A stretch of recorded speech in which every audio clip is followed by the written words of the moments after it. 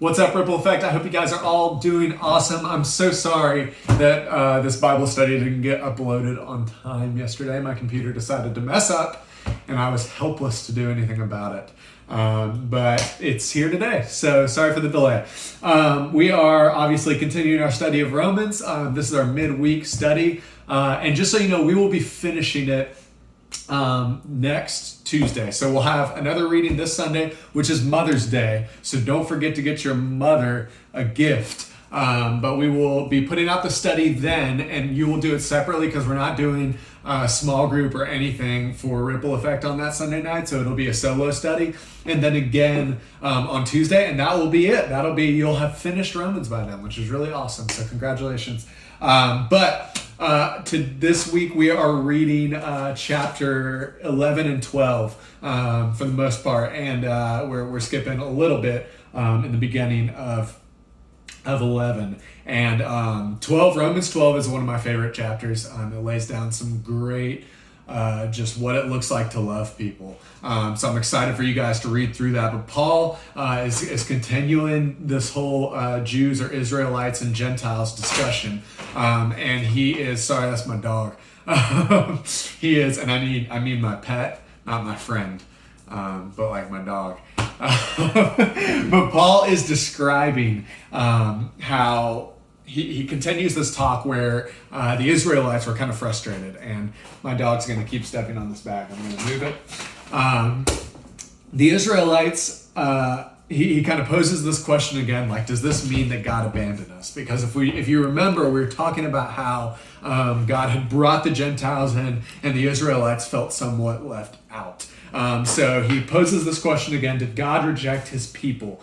And then he goes on to say, no, he didn't. And he said this over and over and over again, right? Like, God does not abandon his people. God does not reject his people. That's not who God is. That's not what God does. But what he does say that's really interesting is he says that he uses the Israelites' hardness so that the Gentiles will be open to the gospel. And I think kind of what he's getting at is the Gentiles would not have wanted anything to do with the gospel if it was just another Israelite superiority thing as they saw it. But rather, there was something different going on. And because of that, the Israelites were not crazy about Jesus. At least some of them weren't. The majority of the Pharisees and things like that in the religious hierarchy were not crazy about Jesus. And whenever that happened, all of a sudden the Gentiles are like, wait, what's going on here? So because the Israelites felt like they felt, and God hardened them as he did, the Gentiles were open to the idea of the gospel. So Paul says, hey, it's because of the hardness of their hearts that you were even able to see, the Gentiles were even able to see the gospel. So don't feel like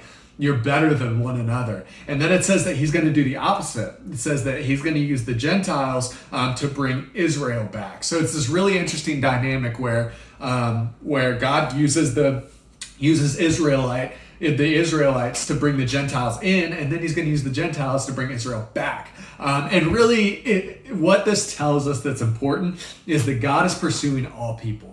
God is always pursuing all people. He wants to be in a relationship with everyone. He doesn't pick and choose these people or those people. He's pursuing everyone. It also tells us that God is really wise and God has a plan. He always has a plan, and he uses everything. God, there's nothing that's going to happen in your life that God's going to be like, oh, I can't use that. That's too messed up. That's too far. That's too whatever. God doesn't waste anything. He uses everything for his glory. So really that's what I take from it is God has these incredible master plans that we get to see unfold, that Paul is writing about unfolding, and we serve a big, a just, and a wise God, and ultimately we can trust him.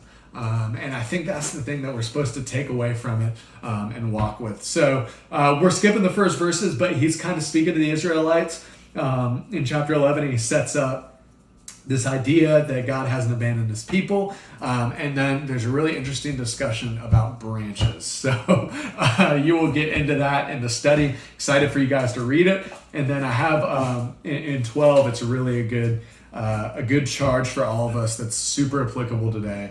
It's something that we can always be walking in. So thank you guys so much for watching. I will post a video next Sunday. I hope you guys have an awesome Mother's Day.